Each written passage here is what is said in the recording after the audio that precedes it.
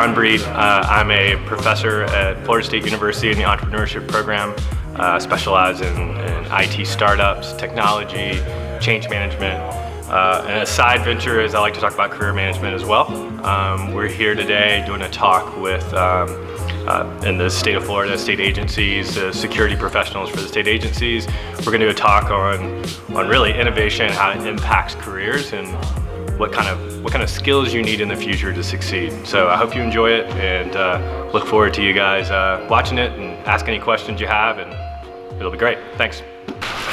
Let me just jump in really quick. By the way, I always put this slide up for students and they have no idea what I'm talking about.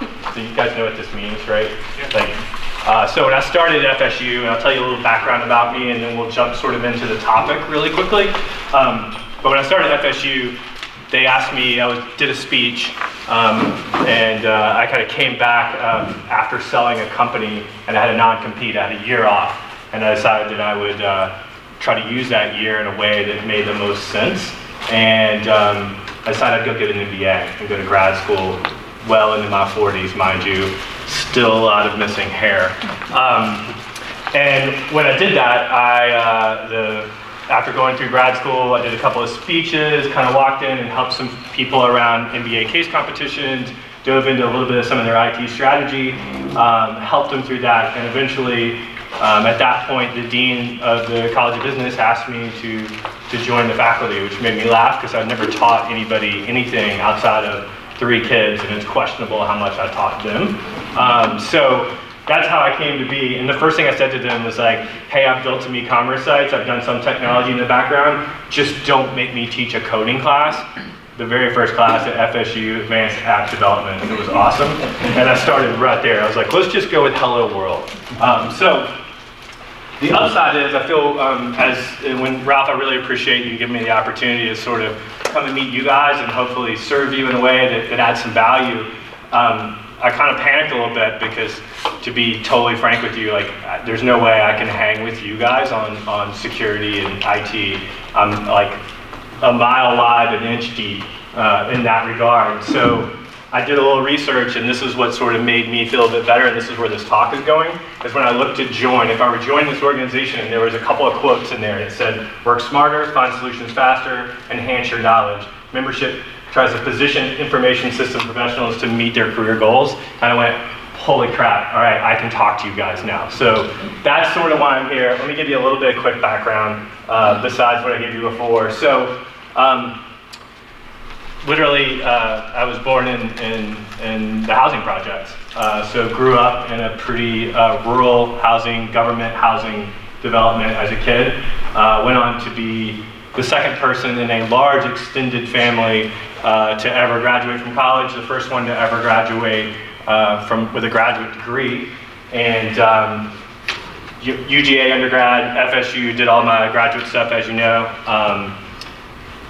When I first came out of the University of Georgia, I really started in supply chain logistics, and specifically around retail, how retail distribution worked.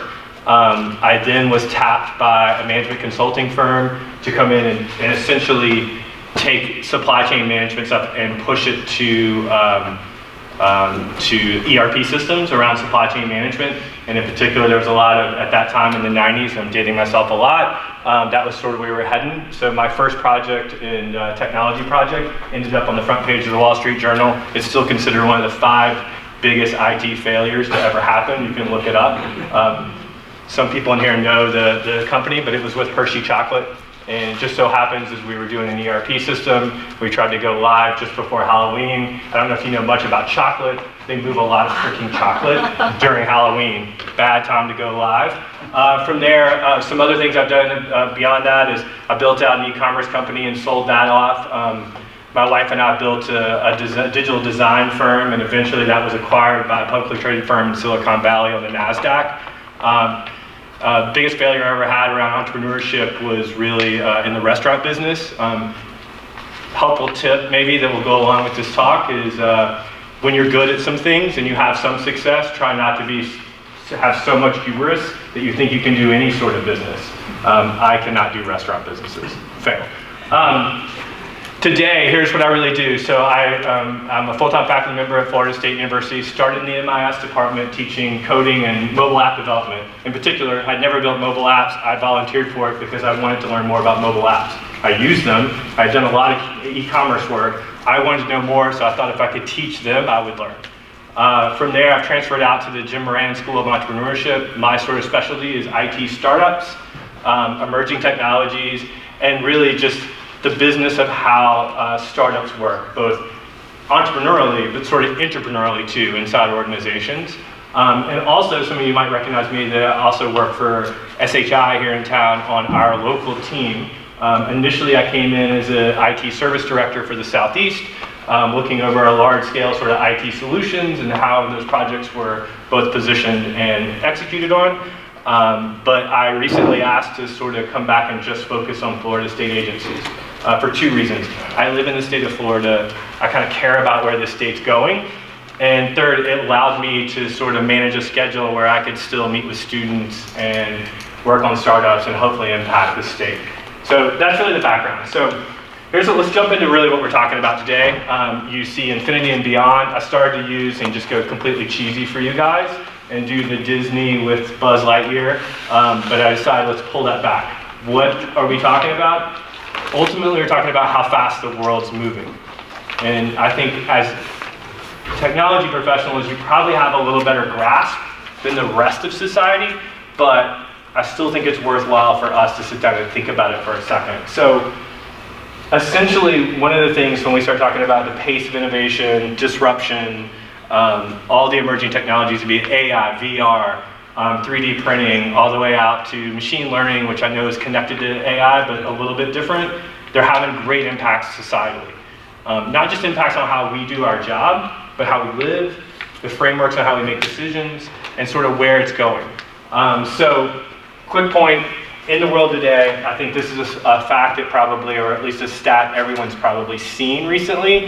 It was a study about 2016, I think, that basically said if you go look out the next decade, 50% of the jobs we know of as jobs today will not exist, right? That's a pretty startling kind of revelation. It's led me down a path. This is really what my main sort of passion is, if you will, at FSU. So it doesn't take very long for us to do a quick Google search. And these are, by the way, reputable. We're not even going off onto like blogs and crazy conspiracy people. You know, this is coming off of Forbes, Huffington Post, some very specific think tanks, McKinsey, Brookings Institute, all of these things where they're talking about the impact of IT innovation, disruptive technologies, and what's going on in the world. I think there's a hell of a lot of fear out there around it. So I think that that's really what we're going to frame this discussion up on. What should we be fearful about? What can we control? Where you should go? And that's really what I'm after here. So I think from some perspective, you get into this slide, and people ask me this all the time. Like, okay, so if we automate so many things, what do the people do, right? What are going to be the jobs of the future for people? I want to put that question out, but I want to table it over here, all right? Let's go and frame up some things first and level set on some definitions. I'm going to drive you to what I think the jobs of the future are going to be. And by I think, I mean tapping people way smarter than me and reading through their research, and that's what I'm going to try to bring to you. Fair enough? Are you guys kind of with me? Am I talking too fast? Can you hear me in the back? You're good. All right. I'm highly caffeinated. One of the things I love about technology is we've improved how we get caffeine. Like, there's 16 different monsters. You know, I'm a rehab guy. You can throw in a little double shot espresso. All that stuff didn't even exist when I was a kid. You just couldn't get caffeine that way. It was just Coca-Cola. Now I can do it all kinds of ways. So if I'm talking too fast, someone in the back go, it's okay. My cameraman slash FSU student, Kyle Israel, by the way. We should almost clap it up for Kyle for skipping class. But Kyle's used to me talking at this pace. Yeah, every day. All right. So let's level set really quick. Let's do that. And I just blew through some slides for you guys. I think we need to get some terms down. What disruption actually means. Kind of, if we don't understand that, how are we actually going to, if we can't get a level set on what a definition of disruption means, how are you ever going to be able to deal with it, right? This is one of my favorite quotes. Nothing in life is to be feared, it's only to be understood. I don't know if you know who Marie Curie is. This is not some YouTube sensation. This is not some IT expert or entrepreneurship influencer. She's a physics. She was a physics professor and a writer on that. Nobel Peace Prize winner, I think, twice. But to me, that rings as true today as it did then, right? So if we kind of jump into what is disruption, I'm going to frame it up this way. I'm going to use Gartner. I think this makes a lot of sense. I think it's an easy way to think about it. Think about innovation as sort of doing things a bit better, right? We see innovation all the time. I would argue that maybe that's the problem with Apple stock at the moment, is we're really just sort of innovating on an existing, something that disrupted pushing 10 years ago, right? It's getting a little bit better, making life a little bit better, right? And we get new things out of that. I love innovation, I think we all do. The reality is that we live in a pretty amazing world, and a lot of it has to do with both an environment where we like innovation and we reward innovators, frankly. That's a viewpoint that I have around this. But disruption is really something vastly different. So think innovation happens forever, thankfully, right? Think in terms of, say, if we look at it from an economic standpoint, agrarian societies moved to industrial societies that then went out to sort of this knowledge base, or services to knowledge, right? That's an innovation, right? We kind of work through that. If you'll buy that as a logic of it becomes disrupted over time, but this is sort of slow innovation. When we're talking about disruption, we're talking about blowing things up and making them obsolete. Obviously, the super easy one is what? Somebody name one. And what's a disruptor? Like, I can pick on one because it's the one that everyone uses. Aaron, I'm going to pick on you. Name a disruptor. Cell technology. Cell technology, or maybe we can even, an easy one that usually pops is Uber. Immediately we go, boom. Here we took something that, by the way, existed everywhere, this. Car services had been around forever, right? It was actually building out a platform that allowed us to do it in real time. And the innovative part, if you ask me, or not ask me, ask Uber, is the ability to monetize excess sort of capital expenditures. You're paying for your car, you have a back seat, it is not used all the time. I can go on a platform, connect with someone who needs a ride in real time, we can see each other, and we can make a judgment call and then have a transaction, right? That's a disruptor. Like, the innovation of this, right? The car has gotten, in theory, better. Some might question that with big SUVs. Joke, I drive one, so I can make that joke. The reality is, the innovation, the disruption was putting all those things together and then being able to monetize, frankly, this kind of capital expenditure that we don't utilize very well. Airbnb does the same thing, right? Why is that disrupted? Go ask like the CEO of Marriott, and the CEO of Marriott probably 8 years ago would never think that he's in competition with you. Right? That's not the thinking that group had. They probably came out of a great year and they're celebrating profits, and I picture somewhere in the C-suite, they're like popping champagne, woo, big profit year. They're not thinking about you, right? Not at all. And then suddenly we take this and we disrupt the whole hospitality industry, right? It's making things different. Like, we actually do different things. There lies the difference between innovation versus disruption. So I want to jump to something else, and I think we got a level set around this, and you'll see where I'm going when I get done with this, but this is how I define business models, right?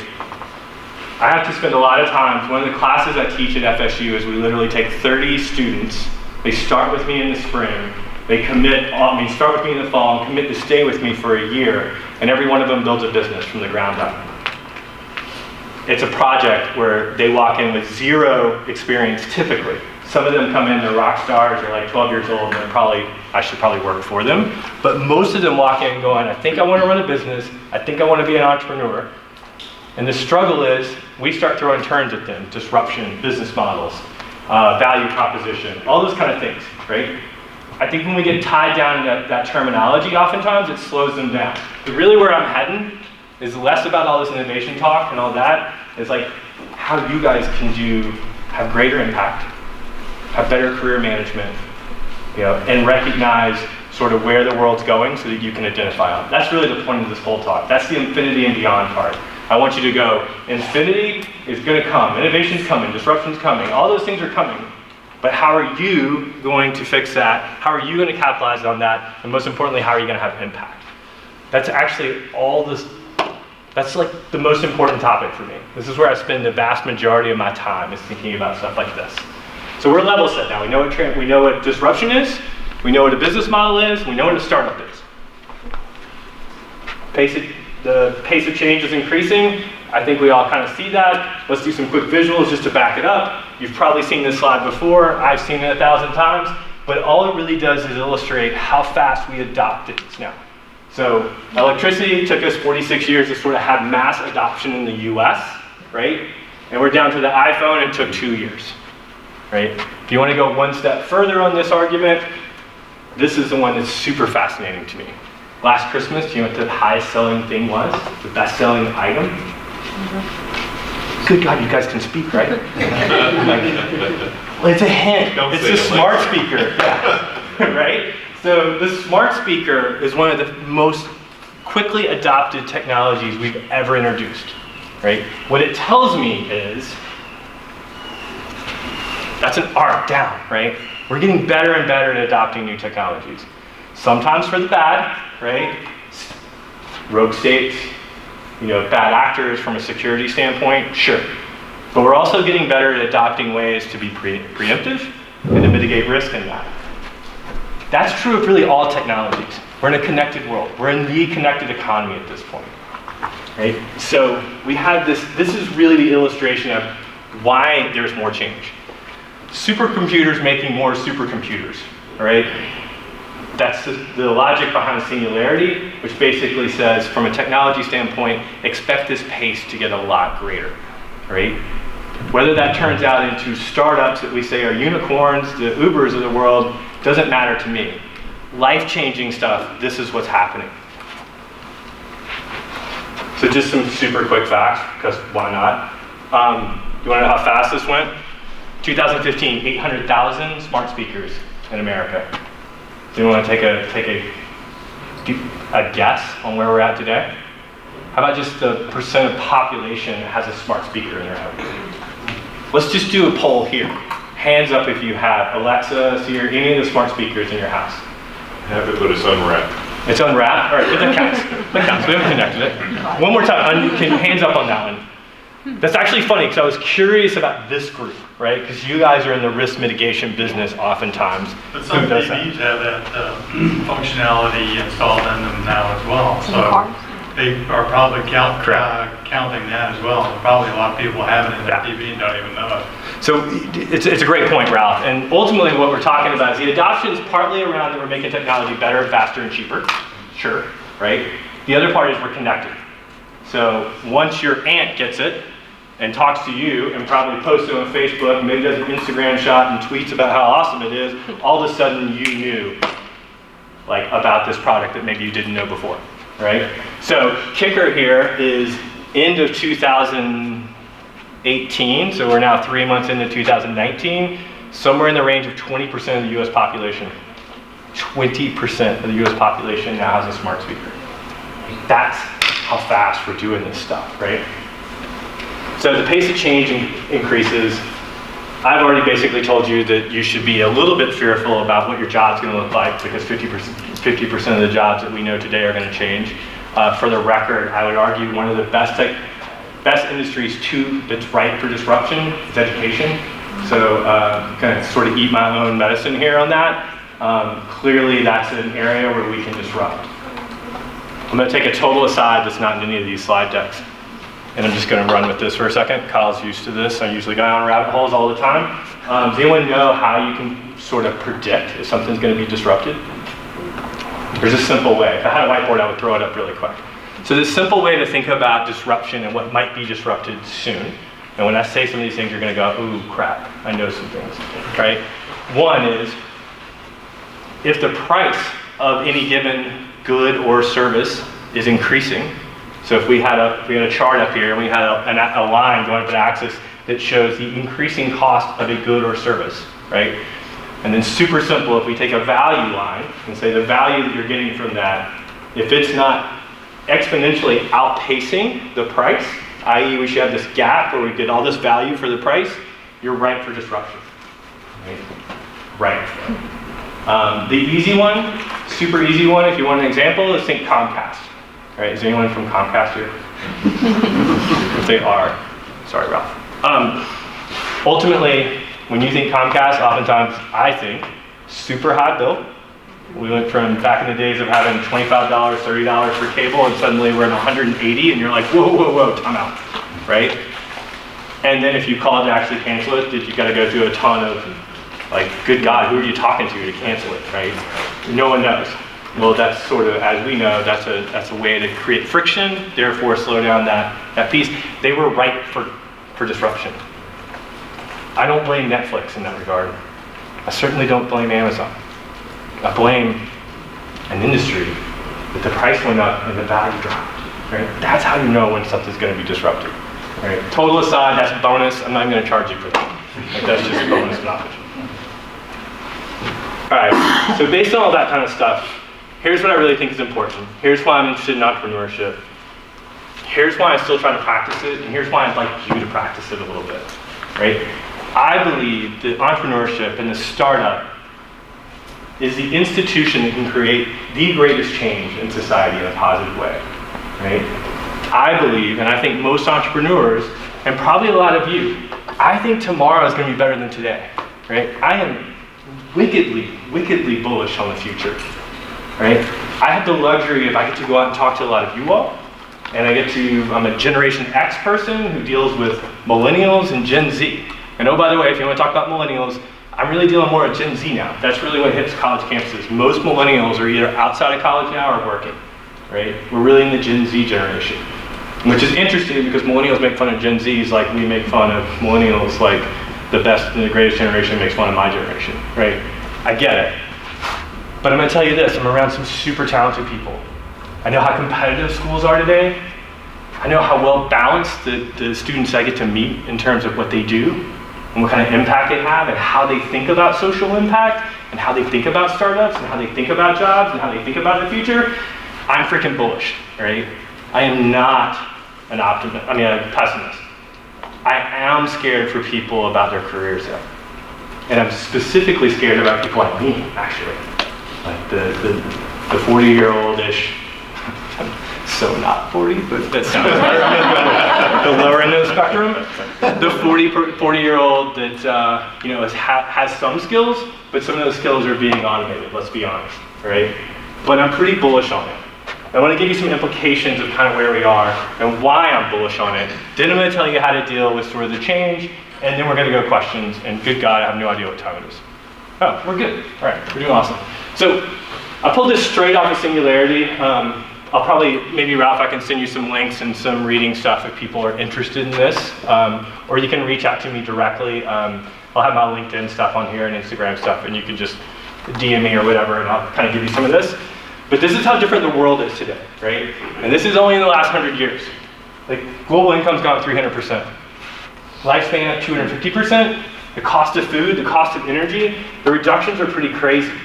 Now, just to date me, we used to worry when I was in school, elementary school and middle school, about people being able to read. When was the last time you had that discussion? Holy crap, we need to get people reading more. Or literacy rates. Like, these are global literacy rates at this point. We're pushing over 88% in 100 years.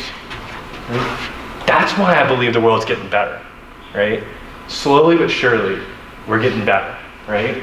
The cost of transportation, the cost of communication, holy cow. I mean, what are we talking about? The access to knowledge, super easy, right? These are all just basic implications of a world of abundance, which is what we live in. All right, you with me so far? You guys good? Okay. So let's go back to the question at hand. And the question at hand is, what jobs will be left for people? I'm going to define this really quickly. I think it's non-routine jobs, right? So what do I mean by non-routine? Do you want to take a stab at it? You guys thought you were just coming to lunch and let me talk? Have you guys been in a classroom lately? No, you don't let me talk. What do you think of non-routine? Yeah. I see you nodding and smile. That's deadly for a professor. Sam, I'm So when I say routine versus non-routine from a job thing, what do you think? Just take a step. You can't be wrong. You can be wrong. I'll admit balky, but okay, so repeat the question again.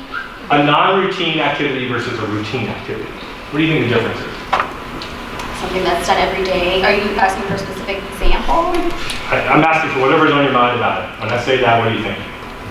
Well, routine for me, working on a computer, maybe interacting with people not so much, so that's not so routine. Yeah. It would be more routine during a specific period of whatever I'm doing for an audit. Yeah, so maybe certain parts of the day, very routine driven, you're doing the same thing over and over again. About that, does anyone want to help her on this side? Yes, sir. I think the non-routine would be repetitive tasks. So when I think, I have a degree in accounting, but I can't stand it. So those accounting tasks where every month you're doing the reconciliations, you're doing the same thing over and over, those are the type of things that can be automated. Yeah. Whereas I like to think that things like audit, where it's a thinking type of job where every project can be different, you're trying to figure out how do we destroy this, how do we steal this, how do we get away with something, how do we violate the rules. That's more of a thinking process. Yeah. That might be more Did you say how to violate the rules? Huh? I'm with you. Like all of a sudden we're in alignment. Like, how do I violate the rules? Oh yeah, I'm with you. How do we? No, I'm kidding. Frankly, I think both of you are right. I think you're nailing it. Exactly. So just think of it as anything that we do over and over again, right? That possibly has low value, right? When we think routine tasks, let's be honest, that's where automation heads. So if you think about the disruption model, if you'll stay with me for a second on the disruption model, and you can sort of predict where we're going to have disruption. Hard to time disruption, right? But easy to predict. The same applies around automation, where there's routine activities that we do over and over again.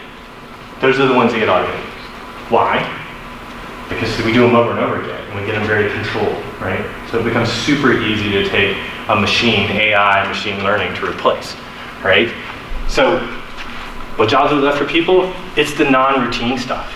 It's like the stuff that we actually do. Yes, sir? Does it have something to do with the data inputs? I mean, I don't know too much about AI, but it seems like you have to have a fairly standardized set of data inputs to put into, I mean, if you get too far outside of that, you're going to need a human to come in and make a decision, right? Yeah, okay, so I think you're putting it in a very tech way of thinking about it, but I think that's acceptable, right?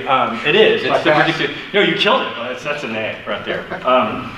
No, I think from a data perspective, yeah. So when we have consistent data, secure data, quality data, like all the things we think about from a data perspective, right? That potentially, if you have those kind of inputs doing a specific task that's measurable, right, and repeatable, those are the kind of things we can can replace, right?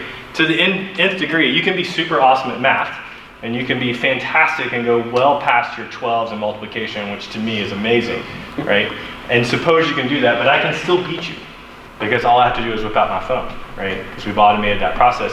I think outside of tasks, like I get really nervous for cashiers, like no offense, like I feel for them, actually. And it's like, there's a lot of empathy, in my opinion, around that position. Because A, I can't stand lines. B, I don't really want to talk to the cashier. So I'll go self-serve in a heartbeat, or I'll mobile app that up, and I want to order in advance and pick it up. Blaze Pizza does that for me so well, right? But I worry about that skill set. Yes, ma'am?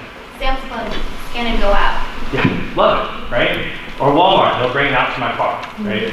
It changes those things around. But think about cashiers as being someone who's taking something and scanning it and moving it and pushing a button. Super routine. That's an easy way to think about it, right? But what we're missing here is what we do freaking well. Like, I think that actually the pendulum has swung so far on AI that we're convinced that if someone says there's an algorithm that does it, we trust them, that algorithm, so much as a general public, right? We've devalued what human skills we have.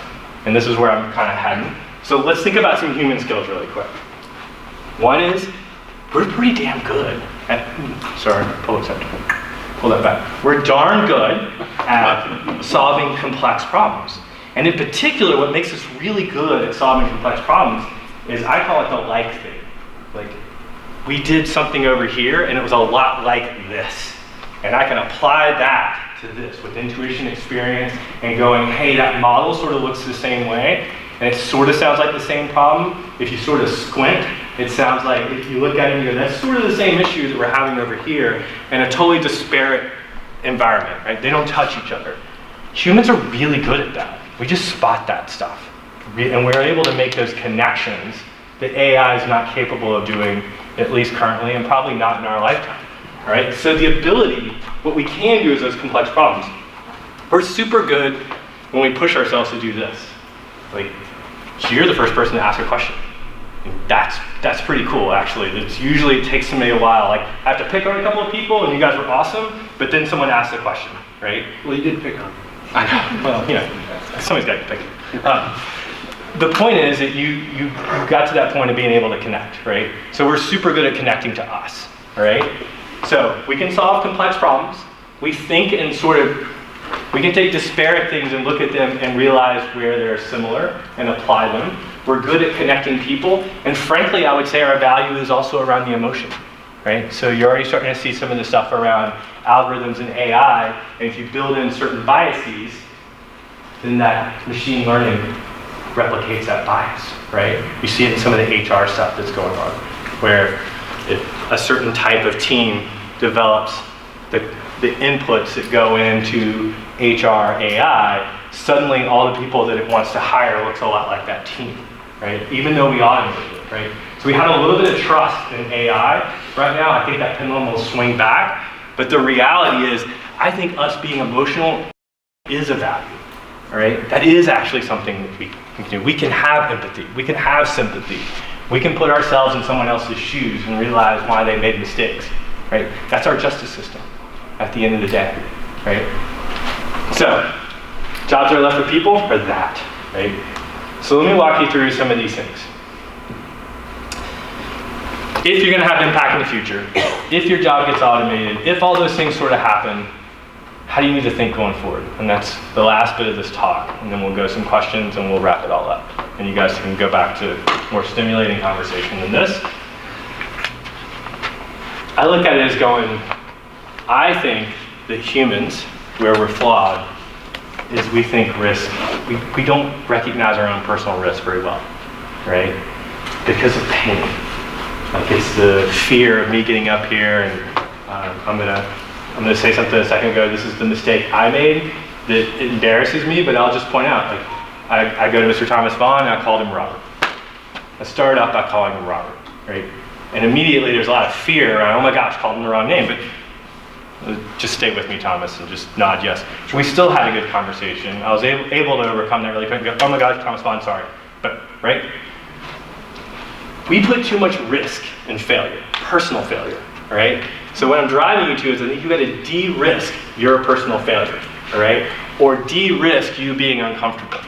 Or de-risk jumping on a team and doing something that doesn't succeed, right? You've gotta take that risk down. As a matter of fact, if you decide that you can't do those things, that you have to stay comfortable, it starts to sound a lot like routine.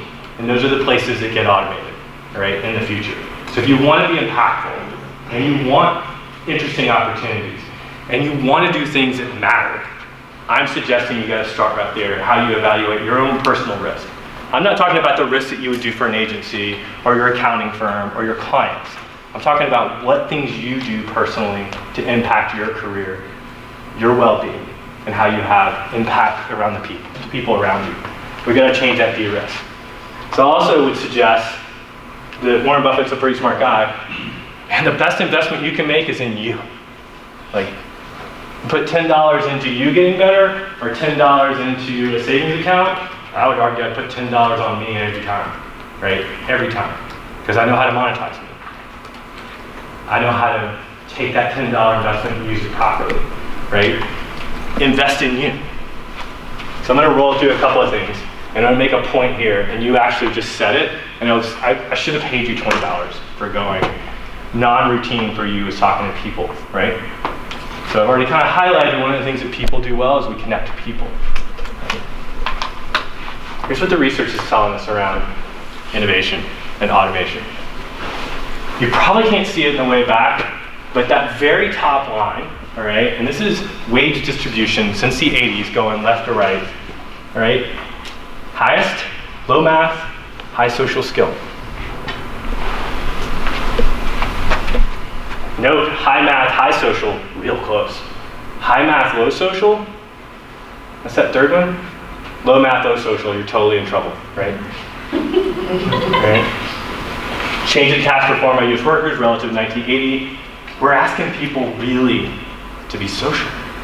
It's the social skills. What do you mean by that? What do you All right, so we're going to define that a little bit. Here's what I hate, my pet peeve before. I was glad that you didn't lead with, are you talking about soft skills? I hate the term soft skills. I think it's a totally wrong way to put it. I think there's a couple of things around social skills. One of them is leadership, being on teams, collaboration, empathy, being able to communicate both verbally in written form, right? The nonverbals, all those things are part of those social skills, right? Everything's leading us to a world that if we automate more, if we go to the routine things, it's the non-routines where we add value. So go back to the business model. You gotta be doing stuff that adds value. If you're not adding value and you're doing routine things, I don't know, man, I'm just telling you, you gotta switch. And you gotta do it sooner rather than later, all right? Think that business model play. Because we're really heading to a high social skill piece. So when I say some of those things, let me grab some facts just so I can make sure that I'm getting my point across right.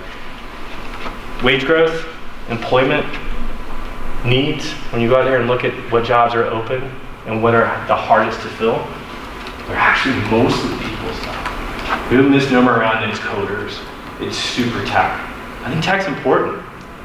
I think being digitally the dexterity around being able to deal with digital innovation is one thing, but the second piece is really around the social skills with it, right? So I want to come back to your definition in a second, kind of give you some pieces.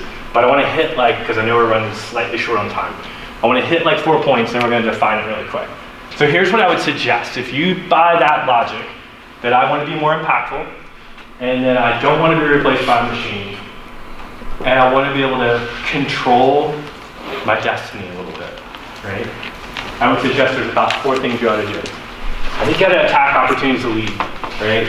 And you got to rethink the personal risk around leading something, right? Tackling something big, a big hairy problem that likely is not going to be able to be solved by that team that you jump on is still a good thing, right? And providing any sort of leadership around that I think matters. And I'm not talking always about the title. You don't have to be the leader, all right? I think there's a couple of points around leadership that we should hit too. Make sure I do this really well, all right? Leadership's really about serving oftentimes and being uncomfortable. It's a lot more about listening. It's a lot more about selling than telling, right? Selling ideas, influencing a group, helping them get where they're going to go, and to be able to take the risk that if it all goes wrong, that you're the one that can go, now I was part of that project and we did it. I mean, I was at Hershey Chocolate with unsaid large technology company. It starts with I and ends with M. Although it was one of the greatest jobs I've ever had. But we literally did end up on the front of the Wall Street Journal. And there were some freaking awesome people on that project, on both sides, the client and the IBM side. It actually sort of hurt when it was on paper and when it failed initially. I know people that got fired out of that process. If you went and talked to them today, I can name 2. They're wildly successful. And they did nothing but learn out of that painful process of having to do that. So attack those opportunities to lead. Do not shy away from them. You just can't, right? Let's talk about embracing the social skills and what that means.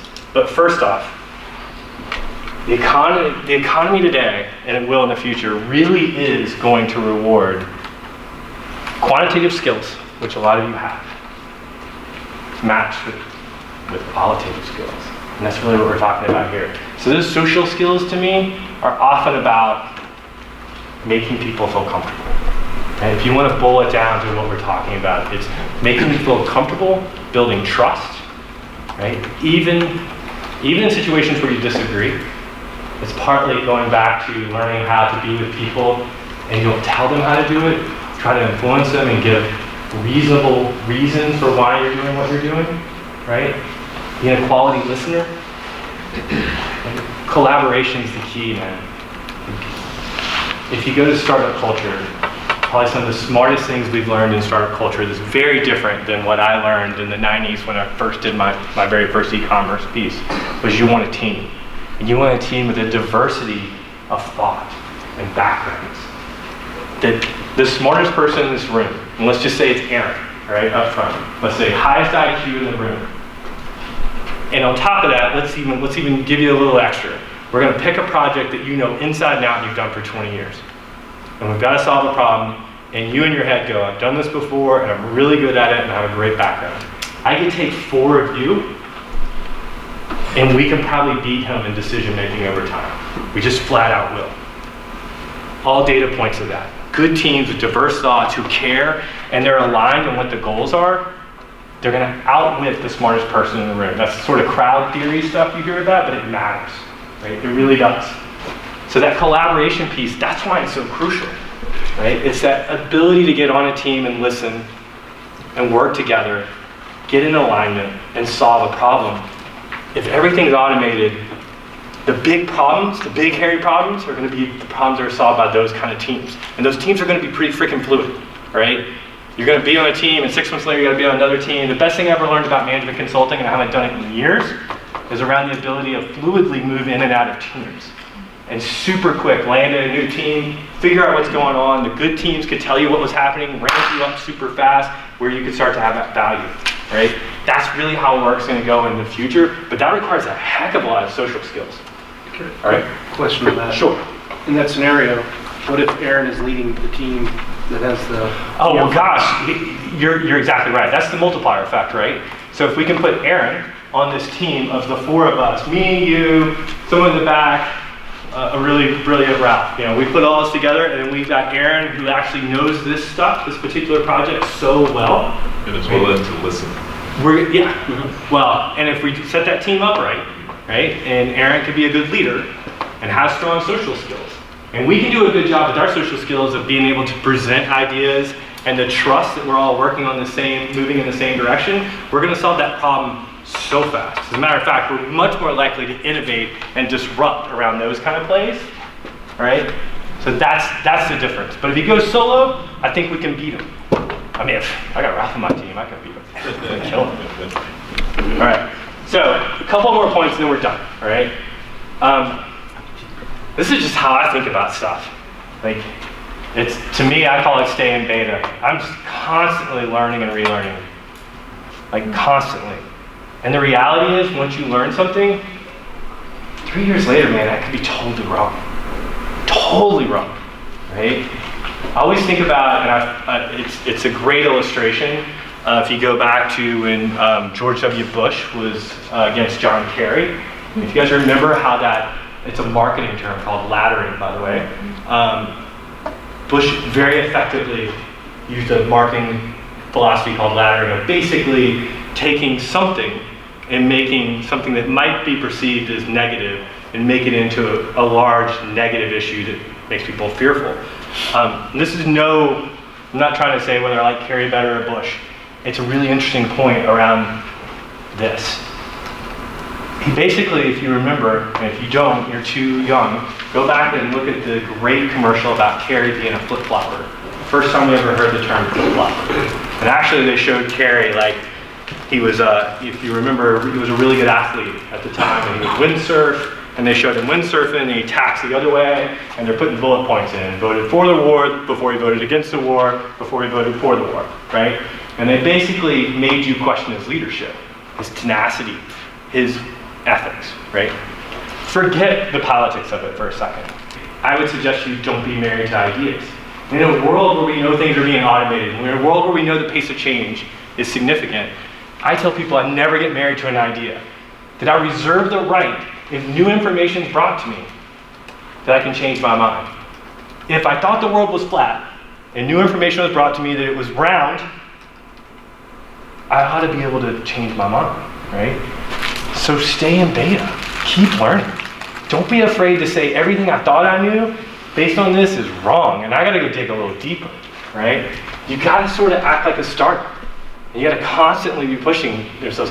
Before Facebook was a bad word, I used to use them all the time, because one of the things they did really interestingly is, if you notice, they were constantly updating that app, right? You got pissed. You'd look at the little app, then you gotta update. And it was like every 2 weeks. I actually thought that was a really good sort of illustration. If I applied that to me, that I was constantly, in certain defined increments, we're getting better at building skills, how impactful could I be? how much better would I be for the people around me, right? Both kids, wife, business associates, students, right? Last little piece, and I think you probably already know this if you've heard it for a little bit, where I'm heading, is I think you gotta take on this mentality of serving, right? We really, if you're gonna be very impactful in a world where routine is automated, non-routine is both given the ability to impact things and is most rewarded, you gotta get out of the ego game and you gotta get into, I'm here to serve. I'm always serving somebody. And I'm psyched I got a chance to come and talk to you guys and just sort of share this, right? It's an opportunity to serve you all. It's an opportunity to serve the state, right? It's an opportunity to serve Tallahassee and how great this community can be. And if you take that mentality all the time and stop yourself, and I have to do it a lot. I do it at SHI, I do it at FSU. Someone says something I disagree with. We're pivoting in an area that I don't like. And my instinct is to want to like ego and go over the top and say, I'm 49 years old, I've run these companies, done this, and I'm educated in that. I'm effing right? But when I step back and go, whoa, who are we serving? What's the big impact? 80, 90% of the time, we make better decisions, or I make better decisions, right? So I think if you can attack leadership opportunities, right? Develop those social skills, don't run from them, all right? Stay in beta, constantly be learning. Literally try to put your service hat on all the time. If it's with your significant other, it's hard to do, but you really gotta be serving, right? If it's with your team and you're leading a team, you gotta be serving, right? If it's in front of the new governor who's about to defund, no, just kidding. We gotta be serving, right? We still have mission, we're mission driven, and we still have to serve the state of Florida, right? You follow me? All right, I'll leave you with a couple quotes and I'm done. And I know I probably went long, because that's my nature. Super quick. This is true of everything. I'll take this one step further. Now that you're gonna come out here and you're like, hey, I need to change, I need to study more, I need to get better at these skills, I need to get social stuff. Much like this, as humans, one of our flaws is we overestimate what we can do in a day, and we underestimate how much impact we can have in a year, right? Just go look at your to-do list today. Better yet, look at your to-do list today, tomorrow, and tell me how much you got done, right? Some of you are like killing it. You know, you probably get it all done. I don't even come close. And things roll over all the time. I have to reset on a Saturday. Sort of freaks me out. And then I have problems sleeping on Sunday. I don't know if you have that problem. Like Saturday, I'm the best. Friday, I'm like fun John. Sunday night, I'm freaked out. Oh my God, I'm overwhelmed John, right?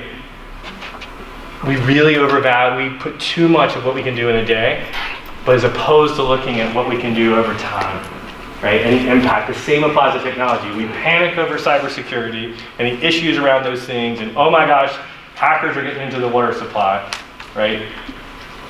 We overestimate what they can do in that period of time. Oftentimes a lot with technology. That's why every time there's a new buzz thing, everyone's like, oh my God, what's gonna change? But it really doesn't. And then 10 years later, it changes. Amazon was around for a really long time. When I started my first e-commerce company, Amazon actually was a bookstore, right? And I love the story of them naming Amazon. It sounds so complex and so big and so pervasive is where they were heading. And I saw the vision, but it took them a decade, man. Like we're just now getting there at this point. And Amazon's been around for a really freaking long time. Really long time. Just for kicks. Do you know how much retail purchases are made online? Do you want to take a guess? Percentages of retail purchases made online. Somebody take a stab because we're running out of time, so you got to go quick. 60. 60? 70? 80? Like, well, it's like we just trended you guys right up. What the hell? Yes, it's 80% are made offline. 20%, right? You would think the world's coming to an end in e-commerce around Amazon. Would you not? We overvalue that stuff. All right, last little bit here. Really smart. Ultimately, literacy in the future, how you're gonna have impact is really learning, constantly learning, unlearning and relearning. That's really the play here. And with this, begin with nothing. Tomorrow is gonna be better than today, I promise you. It just is. We're inching towards a better society. All you gotta do is go back and look at literacy rates. All you gotta do is look at, if nothing else, look at freaking performance fabrics. Holy shit. Like, I love performance fabrics. We didn't even have that when I was a kid. Awesome, right? We probably don't have time for this, but if you want to talk later or whatever, have questions, super nice to let me come in and meet you guys. And I'm John Breed, and very nice to meet you. Thank you.